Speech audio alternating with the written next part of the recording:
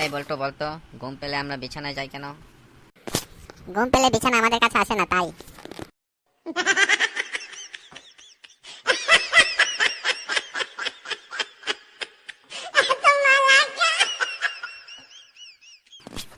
বলতো বলতো, 5 থেকে 2 বিয়োগ করলে হাতে কত থাকে? জানি না স্যার। তুই একটা আস্ত গাধা। না, তুই একটা আস্ত গরু। স্যার আমি তো এখনো ছোট, আমাকে গরু বলবেন না স্যার, আমাকে বাছুর বলবেন স্যার।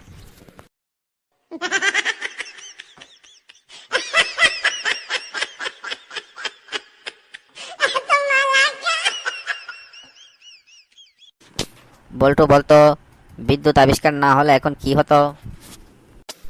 কি আর হতো স্যার, বিদ্যুৎ আবিষ্কার না হলে এখন হারিকেন জ্বালিয়ে টিভি দেখতাম।